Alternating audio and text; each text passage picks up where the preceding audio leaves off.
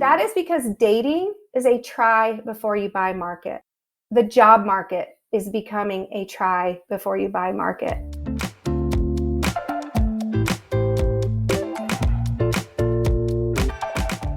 Welcome to the Veterinary Financial Podcast, where we discuss financial freedom and whole life success. I'm Meredith Jones, an emergency vet in Virginia. And I'm Willie Bidot, a lab animal veterinarian at California. We are excited to announce that registration is open for the Veterinary Financial Summit, which will be held virtually October 22nd and 23rd of 2022. Go to vetfinancialsummit.com to learn more. Our guest today is Dr. Cindy Trice. Cindy is a veterinarian and the founder and CEO of Relief Rover, a platform and community with resources for relief vets and techs, and also practices that need relief work. Cindy, welcome to the show. Thanks for having me. Awesome. So let's go straight to it. So what is a relief veterinarian or a relief technician?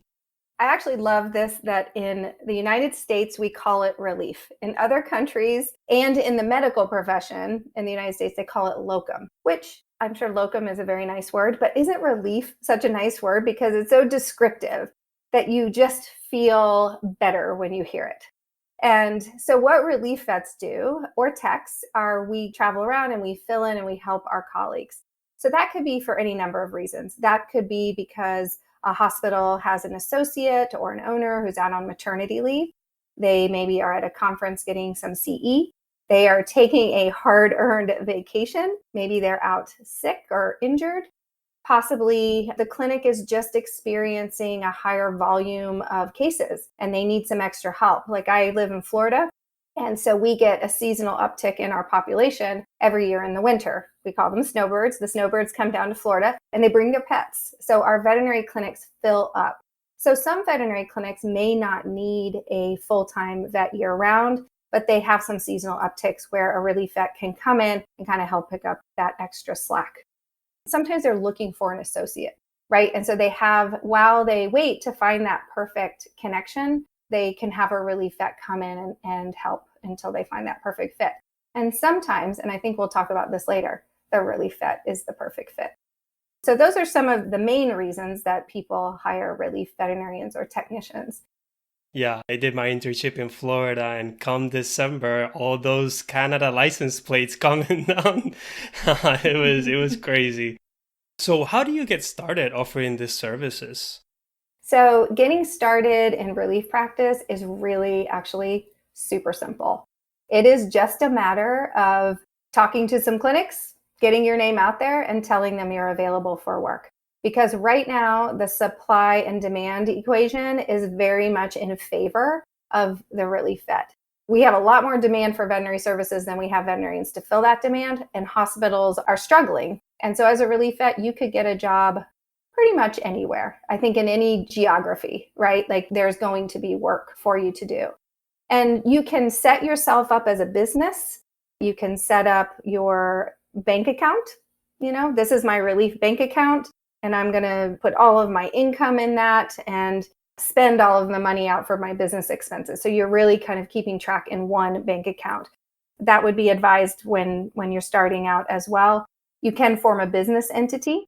So something like an LLC or a PLLC. And I think we're going to talk about this in a little bit more detail later, but you can set up a business entity, but honestly, you don't even have to do that to get started. You can literally just go out and get to work. And that's the great thing about a relief business. It's really, really simple. Yeah, we'll talk about it. It's certainly a lot of bookkeeping. Yes, there is some bookkeeping. Bookkeeping, which Willie likes to do. Yep, weird of all enough. Things. Yep. So some vets work relief as a side gig, and then some vets choose relief work as a career. And so could you talk more about that, Cindy, just from a career perspective, but then also from a financial perspective? Yeah, absolutely. I think one of the great things about relief practice, relief practice has been around for a long time. And I think originally in the early days, what relief practice was, single doctor or two doctor practice in town, and they wanted to take a break and they call their colleague down the road and they'd say, hey, can you or your associate come over and cover for me? Or sometimes I think even the way it worked was, hey, Can I send my clients over to you? We're shutting our clinic down. And they're like, sure, we'll take them and we'll send them back. So that was kind of like how Relief worked. And then I think it evolved a little bit where it became more of a thing where people would become relief veterinarians as sort of a career choice, whether that was for their whole career or for a period of time that it worked for them. And then staffing agencies starting to pop up to kind of help these veterinarians find work. And, at the time, it may not have been as easy to find work as a relief vet. So a relief vet had a little more risk in starting that business than we do in today's current market. But now I think the cool thing is being a relief practitioner, there are so many ways to do it. So you could be a career relief vet, right? Where you say, you know what, this is what I want to do. I see that this can be a really satisfying career choice for multiple reasons. And those reasons may include that you love helping out your colleagues, that you get this deep sense of satisfaction at coming in and knowing that you are giving another veterinarian a break. And honestly, that is a huge reason for me. I love that feeling. And it is quite the privilege and honor for people to turn their business over to you. They're trusting you with their livelihood and their team and their clients that they have worked hard to cultivate and take care of, and their patients. So it's quite a privilege to be able to come in and take care of someone else's business. So I find that kind of business to business service very satisfying. But you also have all of these other benefits such as flexibility. So I have a lot of flexibility in my schedule. The autonomy. I love to be my own boss, right? I love that I decide when and where I work. Nobody else decides for me. Variety. I get bored easy. I always call myself a professional sampler. My favorite day on a relief job is my first day in a new clinic. Sure, it's a little nerve-wracking sometimes, but it's really fun because that's when I get like the biggest hit of stimulation at something new and novel. And I'm just wired that way. And I think a lot of people who are attracted to relief work are also wired that way. But another great thing about relief practice is that it can just suit you for a certain period in your career. Gone are the days when a career means I get a job at a company, I work 9 to 5, or in the case of veterinarians, 8 to 8 or 8 to 10 or whatever the case may be. Oh no, you get in early because you have those records you still need to finish. So 7 to 10, 5 days a week, right? That's the working model that was set up. And you know what? That probably never suited people's lives, right? But we crammed ourselves into that. People no longer want to cram their personal lives to fit their work life. They want their work life to fit their personal life. And so people change careers, people change jobs on a regular basis because maybe you have a phase in your life where you've got, no children. You maybe at the moment you don't have any pets, or you do have pets, but they're mobile. You've got a lot of freedom and you want to travel around and you want life to be a bit of an adventure. Relief practice is great for that time, but maybe you're looking off in the future and you're saying, one day I want to be a practice owner and I want to be a parent and I want to settle down somewhere. But right now, that's not where I am. So relief practice is a great place to be. Or you may be in childcare, or you may be at a phase in life like I am right now of elder care. And so you need flexibility in your life. So our lives change and we need our careers to change with it. And so relief practice may be a temporary phase, but that's okay. That was a lot. And I enjoyed it because flexibility is something that I hear a lot, but you went through quite a few stories and I really want to know what is the most common story for a person to just start off, even if it's temporary, on relief work. Is it, the person who had to move for some reason, or the person who's not happy with their job, with their current position, and said, you know what, I'm going to try relief, and then if I can find somewhere else, I'll find it. I think right now, with the way our industry is, I think the most common story are people, I call them the escapers. They're escaping an unhappy situation, right? Something that doesn't fit. And whether it doesn't fit because it's a, toxic work environment or a leadership problem or something like that, or whether it doesn't fit because they need more flexibility in their lives, they're caring for kids, they're caring for parents. the people who have found that their current situation doesn't fit, so they're jumping to relief. I don't hear the story as much that, this is a great career choice and I want to be a business to business service provider and I want to help my colleagues.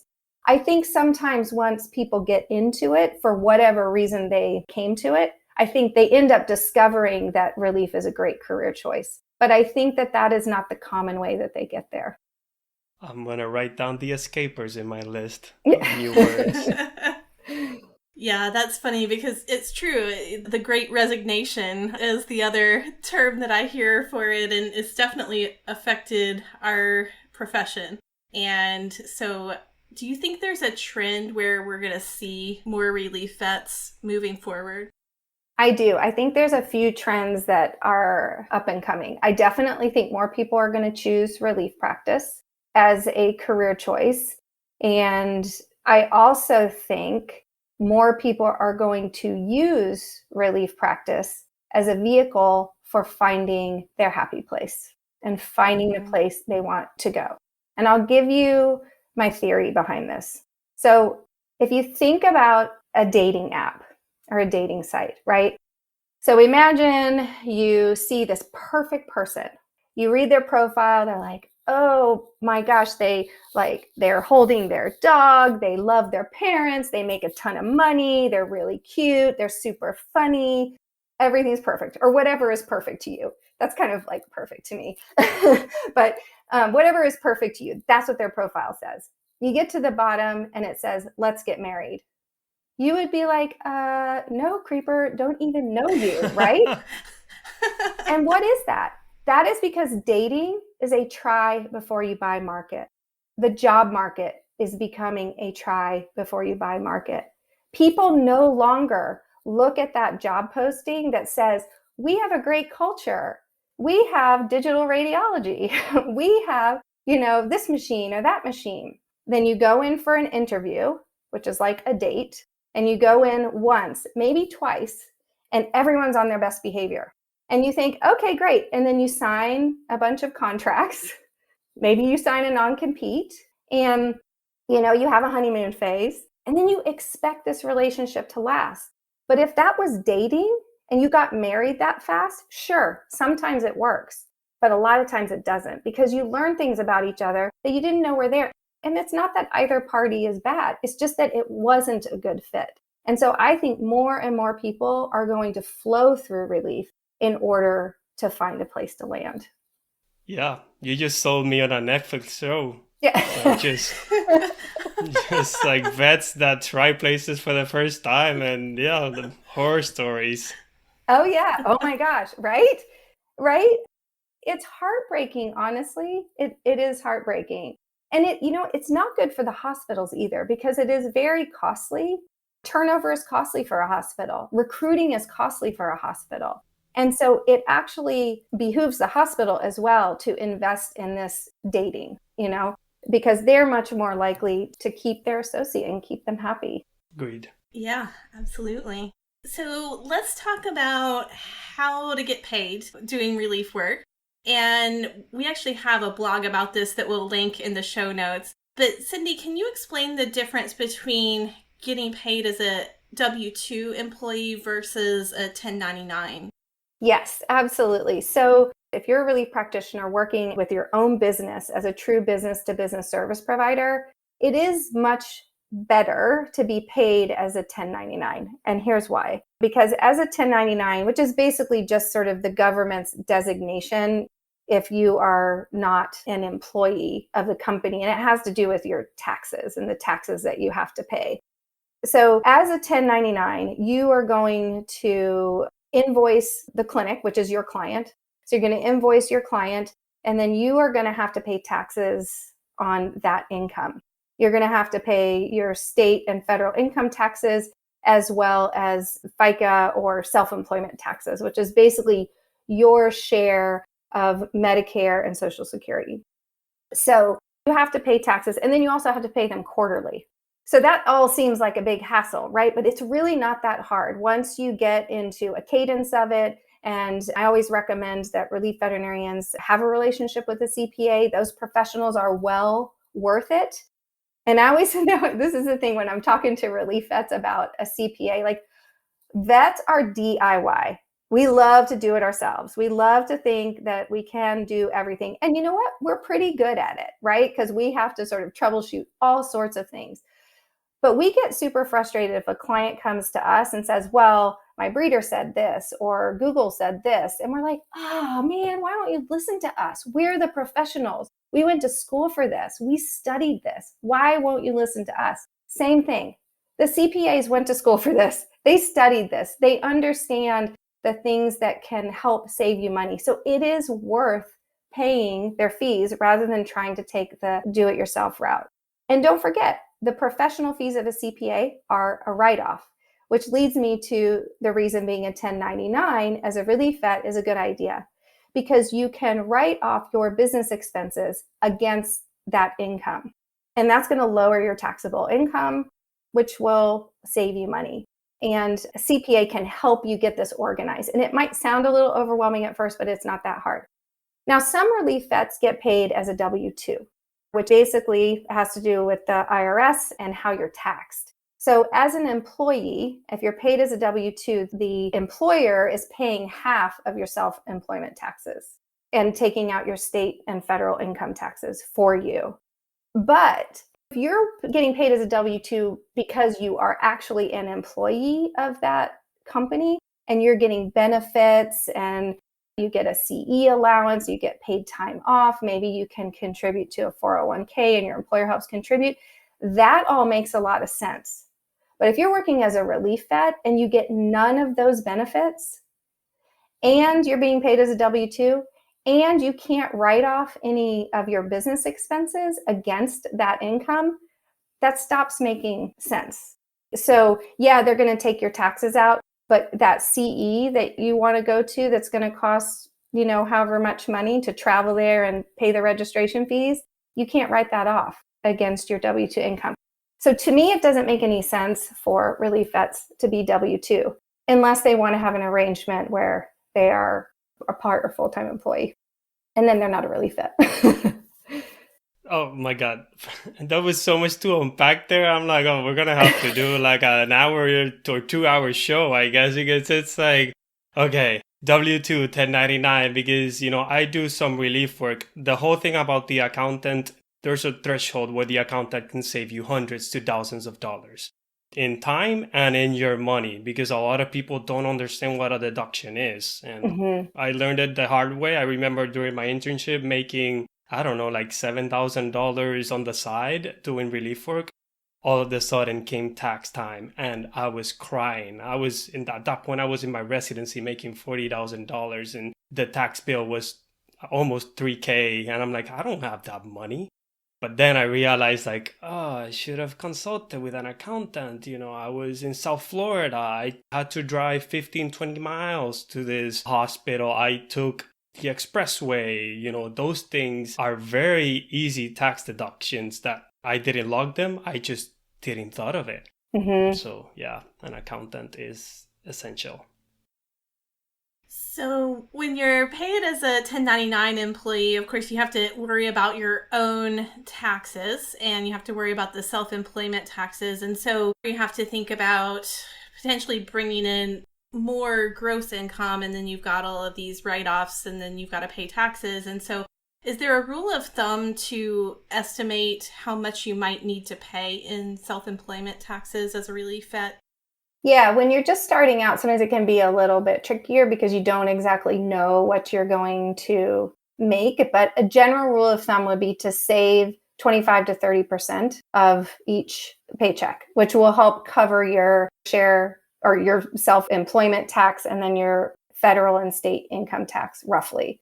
And a lot of it depends. And this is where a CPA can help you because it depends on your tax bracket. It depends on how you're filing. Are you filing as jointly? Are you filing as a single person? So there's a lot that goes into it, but 25 to 30% to save that out of each paycheck is how I do it. And it literally just goes into a separate account.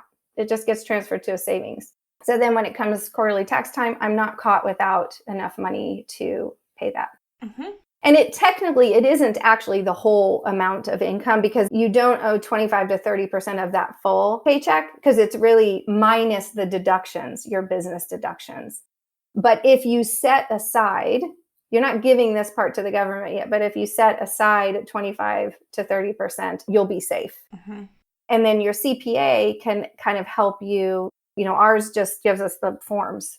This is your estimated quarterly taxes. And my estimated quarterly taxes will sometimes change. So my estimated taxes from 2 years ago may have changed to the next year and changed to the next year, depending on what my income is. Yeah, like you mentioned in Florida, that winter season, man, those taxes are higher just because you make so much money doing relief work. That's right, exactly.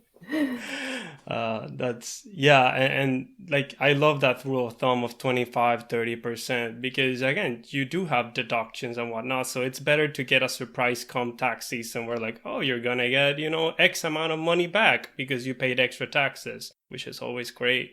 So we went through taxes. One other important thing is, I feel like most people that work W-2 don't even consider insurance because they feel like, oh yeah, my company takes care of all of my insurances. So what kind of insurances should you be thinking about when working solely as a 1099? Well, every veterinarian needs professional liability insurance to practice. That's required of us. And health insurance is obviously really important and can be tricky as a 1099 to find affordable health insurance. Some people can get that through their spouse's work and kind of can get on a group plan that way. But if you're on your own, you can go to the exchange. There are some veterinary companies that help veterinarians specifically with health insurance that can kind of help you find the best price for your circumstances. Because some of it depends on, your they can't anymore, but pre-existing conditions and, your age, and you'll fall into a certain bracket for a price range, and they can help you find the right company and the right policy. So health insurance, disability insurance, y'all, this one is important. I know this from personal experience. So this one always gets to me. It is so easy when you are young and healthy to think disability insurance is something for later. But disability insurance is going to protect your income, and you do not know when something is going to happen. And the younger and healthier you are when you buy into disability insurance, the better your disability insurance policy is going to be. And I will share my personal experience because I learned the hard way, just like Willie was saying how he learned the hard way about write-offs. Is right when I graduated from vet school, I actually got diagnosed with cancer. I did not have disability insurance. I mean, I just didn't even think, like, I was young-ish. I didn't even think that I would need something like that. So that was a little bit of a mess for a little while. And luckily I had resources and I could support myself through that. And I did have health insurance, so that wasn't a problem. But I was like, oh yeah. And then I had another colleague of mine who I worked with, and this was later after I went through my ordeal. She was young. She was even younger than me when she was diagnosed with cancer randomly. This young veterinarian, she's fine now, but she had no disability insurance.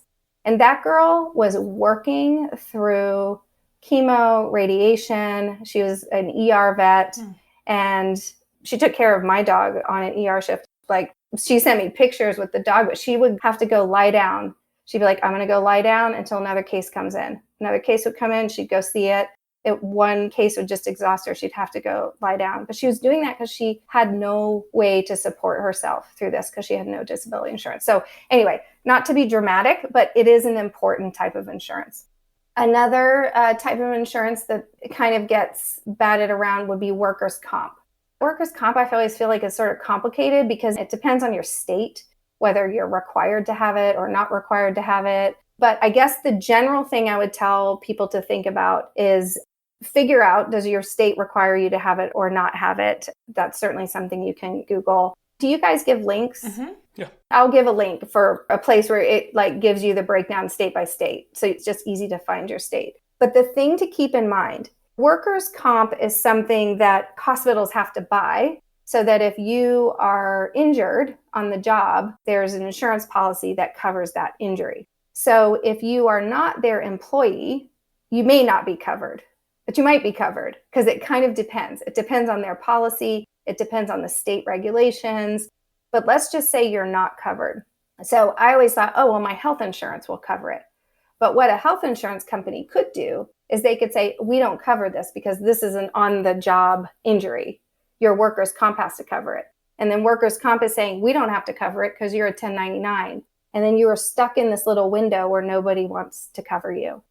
So it's really important to ask your health insurance company if they cover on-the-job injuries, because that will help you to know if something like that happens, if you're covered with or without workers' comp. But I have seen more and more hospitals ask relief veterinarians if they have workers' comp. And I've seen more and more relief veterinarians buying their own policies just to make sure they're covered. Yeah, we'll definitely want to share that in the show notes. Any other insurance? The only other one that I think I have talked about is some people, when they sell you professional liability, will sell you general liability. I don't know if we really need that as relief vets. You could think of scenarios where that could come in handy, but they're very weird and rare.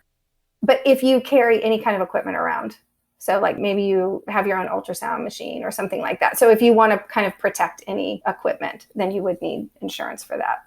I think the rule of thumb is for general liability is if you have a company, you definitely want general liability in the company. As a person, you'll have professional insurance and then you'll have your own umbrella policy. So anything that doesn't cover, your personal umbrella policy should be able to cover. Right. Yeah.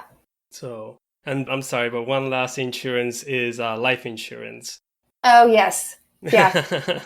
Yeah, because I've heard your story before and it's definitely something, okay, I definitely need disability insurance, but I don't have kids, but I would imagine anybody with a kid, you need to have term life insurance. Come on, if anything happens to you, you need that kid to be taken care of. And it's $20, $30 a month. That is a very basic one.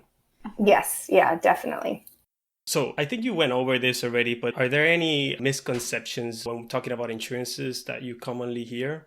I think to me, the most confusion I've heard is around workers' comp, which it is confusing. So I don't have a tidy story for that or a tidy bit of advice. I do think that takes a little research. The other misconception I would say is just kind of feeling like it's not worth the money to pay for disability. But I think that is really important. But I think sometimes people just forget, like they don't know that they need it. Because like you introduced the question with, when you are working at a company, they kind of tell you what you need, right? They're like, okay, we have this group health insurance policy, so we'll add you onto this. And we have this, and we'll add you onto this. But when you're all on your own, you do have to like come up with knowing, oh, I actually need to think about insurance. But again, there are many companies out there that are veterinarian specific to help you find the best policies, whether it's health, life, disability, professional liability, general liability, umbrella policies, any of that stuff. There are companies that can help you with that. Mm-hmm. I did write something down you said at the very beginning talking about insurances was every veterinarian needs professional liability insurance. I see this a lot. People write like, my W-2 employee covers professional liability. Why should I have my own? What do you think about that statement? Well, if you're going to be working at different practices, it's your license. It's not the company's license. It's your license that you're protecting. It's your career that you're protecting. And so that professional liability insurance needs to be attached to you and not to the individual clinic. Mm-hmm. Yeah, and I think that's good advice. Even if you work for a practice that says, oh, they take care of it for you, if it's not in your name as an individual, then you can't rely on being covered for sure. And I think going back to what you said earlier, Willie, about general liability insurance, I think that's up for debate. Because if you're a small animal relief vet and you're just going into a practice and you might have a separate business, but it's likely to be like a single member LLC, if you ask an insurance agent, they're often going to say, yeah, of course you need more insurance, but I don't know about the general liability. Well, if you were a company with employees and you were sending your employees out to go on relief shifts, then yeah, you do need that. But for yourself personally, I mean, I don't have it. I don't have general liability. And I don't know what would happen if I came in and I broke the ultrasound machine, and the clinic sued me too for the cost of that machine or something. I don't know. Like, I'm just thinking of a scenario where maybe my general liability insurance as a business would come into play. Actually, someone else gave me this example. I was like, really? I just never even thought of that. But let's just say you came in as a relief vet, you did a terrible job. Every client that day gave a bad Yelp review, and the practice sued you for ruining their reputation, because your professional liability insurance isn't going to cover you for that. Your professional liability insurance isn't going to cover you if you break their ultrasound machine. But here's the thing with insurance. Insurance is risk versus benefit, right? Like, if we had this like crystal ball and we could look into the future and we could say, I am going to get this illness on this date. It's going to cost this much money or whatever. Then you could be much more educated. Or I'm going to pass on this date and I will have earned this much money by that time that I can pass on to my child. You could buy only the insurance that made sense for you at that moment. But that isn't reality, right? So insurance is a safety net. You're just assessing this risk versus benefit. And to me, the risk of me ruining a clinic's reputation or dropping the ultrasound probe, which is probably a much higher risk, is, the benefit of having some safety net to cover me in that situation is not worth it to me. Mm-hmm. Yeah, that makes sense. So let's talk more about Relief Rover. So what prompted you to start Relief Rover? And can you tell our listeners just more about it? So I kind of had a few evolutions as a relief vet. I started relief practice kind of just to look around and see what else was out there. I wasn't an escaper. I just was curious. And so I started relief that way. But then I had this shift in evolution where I realized, oh, wait a second, this can totally be a career. I'm a business-to-business service provider, and I love that the practice is my client. I love to serve my colleagues. So then that was a bit of a game changer for me. Fast forward many years, I was looking around and I was like, how can I be better at this? How can I be a better business-to-business service provider? And there were no resources for me. The only resources that existed at the time for relief vets were a few scattered regional staffing agencies, which really weren't a resource to help me other than to find me work, which I didn't need help finding work. I wanted to help. How do I level up as a relief vet? And nobody was talking about anything at conferences. There's very rarely was a relief practice written about in any of our veterinary media. So that was when the idea of Relief Rover came about. I couldn't find what I was looking for, so I decided to create it. And then another thing happened right around that same time where a single solo doctor practitioner in Truckee, California, which is near Lake Tahoe, which is beautiful, reached out to me on LinkedIn. And she said, hey, will you cover my maternity leave? I did not know her. She did not know me. I am sitting at my breakfast table in Florida. She's in the beautiful mountains of California. And I am just crazy enough to be like, sure, okay. I literally shouted to my husband, hey, you want to go to Tahoe for the summer? And he's like, okay. And so I said, yeah, let's chat. We had a, 20, 30-minute conversation, had our little virtual handshake. And next thing I know, a few months later, we're off to California. And I was like, oh my gosh, that was a needle in a haystack. How is it possible that this practice owner in California found a relief vet in Florida? What are the chances? And that turned out brilliantly for both of us. So my other idea behind Relief Rover was that your pool of relief veterinarians are not just those in your backyard, that people have all sorts of reasons for wanting to move and travel, and whether it's part-time or full-time, and that those connections could be much broader and much richer if we could bring these people together. So that was how I came up with Relief Rover. I wanted to support my colleagues who wanted to be relief veterinarians and provide them tools and resources to, one, get started, and to, two, level up if they were already doing it. And I wanted to connect them to opportunities nationwide. All right, awesome. So what resources does Relief Rover provide, and how has it grown over the past few years?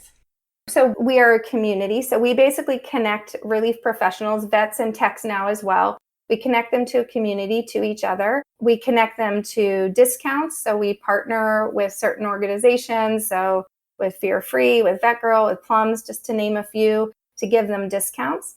We do a lot of education. So we did actually have a course at one point with a CPA on 1099 versus W-2. What does that mean? So we will do webinars. We actually have some really cool DEA stuff coming up and also some contract stuff, because one of the things that's been coming up for relief vets is, one, how do I make a contract? What should I put in that contract? But also with more corporatization of veterinary medicine, they are starting to receive contracts that they're being asked to sign. And as you know, many of us know, legal language is just insane and it is impossible to read, and it's likely purposely that way.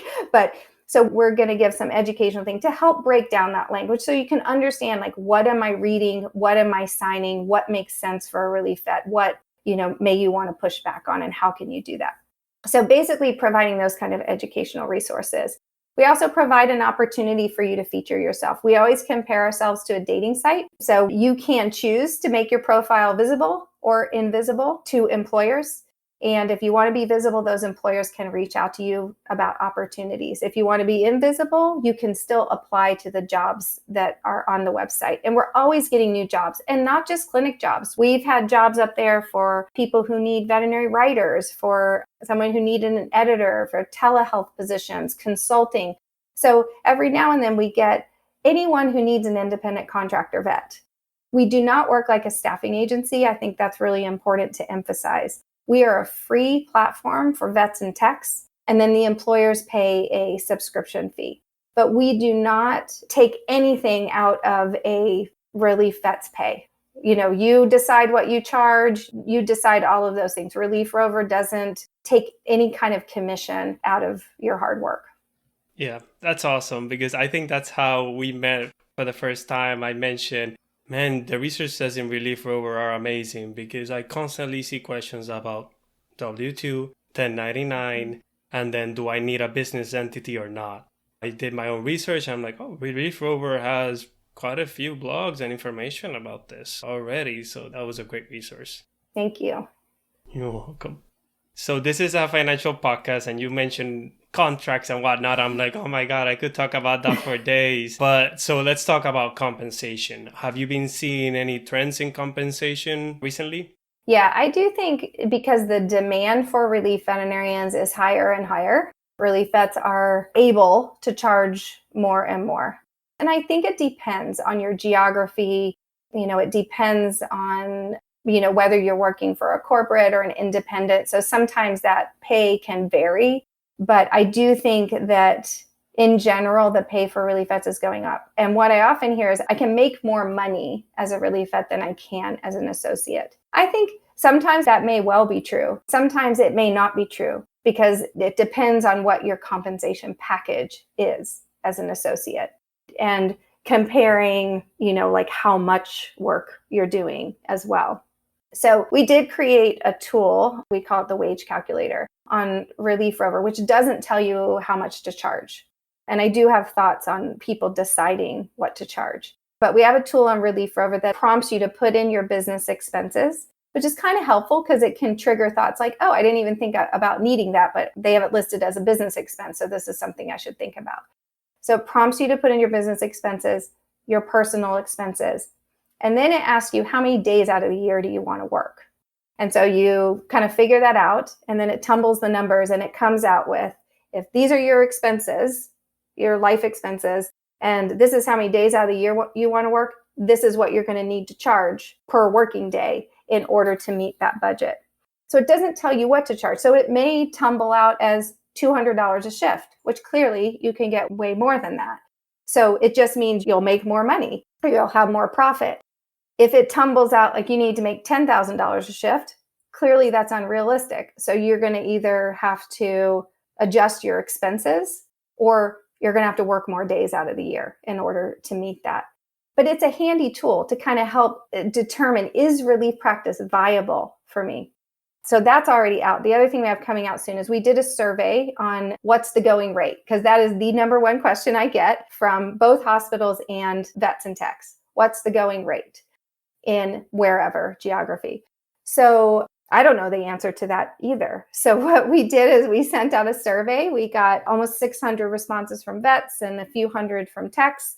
And so we are getting that data put into a visual format. It should be up fairly soon, and it'll be broken down into ER and GP, vet, and tech per state.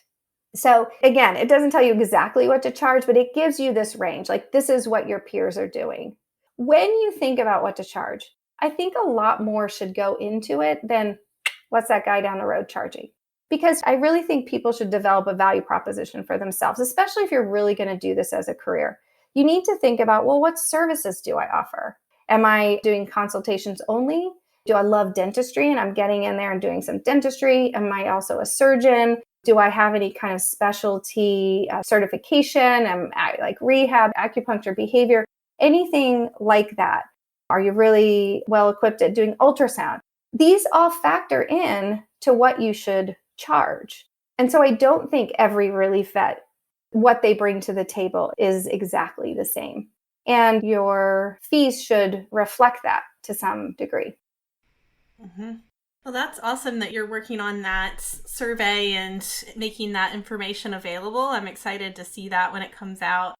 And another thing that I have seen, and I don't know if you've seen this, Cindy, but for ER vets who are working relief, that I would have thought 5 years ago wouldn't have even been possible, is relief vets getting production sometimes. Have you seen that? I have seen that some, yeah, like where they'll come to some kind of arrangement and agreement where like I get this like flat rate no matter what, and then this much over if I produce over X amount. Yeah, I have started to see that more and more. It's certainly an interesting way to do it. And I think the thing to remember, there is no one right answer to this. And you've got to remember, you're a business. You are a business-to-business service provider, and it is up to you to develop your own business model, right? And if your business model is that you want to work on a flat rate plus production, or even if you wanted to work on production only, I mean, I probably wouldn't do that, but that's certainly, up to you. There is no one right answer for this, but there are a lot of ways to do it. And you may do something different depending on the clinic too. So some of my clinics, I charge a flat rate, no matter what. If I'm there, which rarely happens in these clinics, which is why I charge a flat rate. If I'm there an hour or two longer, I just don't sweat it. There are some clinics where I am like routinely there late. Those clinics are on hourly, right? I charge them hourly because it just makes more sense for me and my business and, my time. It can take a little thought to think through these things, but yes, I have seen that production. One of the things I would say about that, though, I don't know if going out first as production based only, you got to keep in mind, you don't have any control over their appointment schedule. Mm-hmm. They do. You also don't have any control over how they present you as a relief vet. So the front desk may be saying something, like Dr. Smith is not here today, but the relief vet is. Do you want to come in? And then the clients are going to be like, no, wait till Dr. Smith gets back, right? Whereas if the front desk says, oh, Dr. Smith is out on a continuing education event, but our trusted colleague, Dr. Trice is here, and she'd love to see you. Then you may have more appointments that day. You can advise on that, but you don't necessarily have control over that. So that is why most relief vets are like, you pay me an hourly rate. I'm here. If I'm busy, I'm busy. If I'm not, I'm not. True that. Value yourself. Yeah. So we're coming to the end here, and I've been dying to ask you this question. You did a panel last year at VFS for travel hacking, and you travel a lot. So one of my questions is, what is your favorite travel hack? I would say if you're traveling for relief work, never, ever, ever be afraid to ask your client, the clinic, well, you can either work it in, that's part of the deal is that they pay for your travel and your lodging. But let's say you're going somewhere for fun and you're going to pick up work while you're there. There's nothing wrong with asking if you can get some of those costs covered. So that's like my travel hack for work. My other travel hack is I literally pay for every single solitary thing that I can pay for on a credit card that gives me travel points. Everything. So, I rack up as many like free tickets and hotel points as I possibly can. Yep. Again, I wrote a blog about that. Yeah. So how me and my wife went to Hawaii for $48 Right. just because of all the points that we racked up. So yeah, thank you for that. It's been great to have you. How can our colleagues get connected with you? So they can go to reliefrover.com if they want to check out the website. Again, it's free for vets and techs to sign up. Even if you're just considering relief practice and you're not actually a relief practitioner, please, you're welcome to sign up, check out all the resources, poke around the page. And then hospitals can sign up for a monthly or annual subscription. To reach me personally, you can go to Cindy Trice, DVM at reliefrover.com. I'm totally an open book. I am happy to talk to anyone who wants to reach out and chat. Relief practice is my favorite topic. All right. Excellent, Cindy. So now we are at our last question. What is your best advice for our listeners? I guess my best advice for our listeners is to remember that if you're feeling stuck where you are, it doesn't necessarily mean that veterinary medicine is not for you. There is a whole world of things that you can do with your veterinary degree. In clinical practice, there may be better places for you in clinical practice, or it may be something else. It may be entrepreneurship. It may be consulting. It may be speaking. It may be industry work. There are so many things you can do. So please don't feel trapped.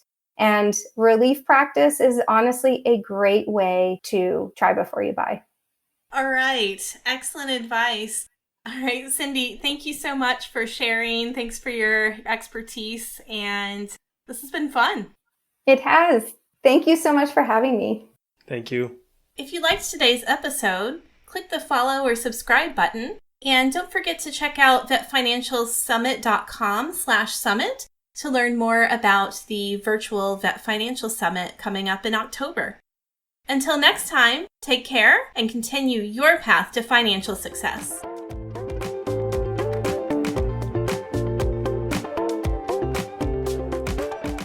The information provided in this podcast is for informational purposes only. It should not be considered legal or financial advice. Consult with a legal or financial professional before making any investment decisions.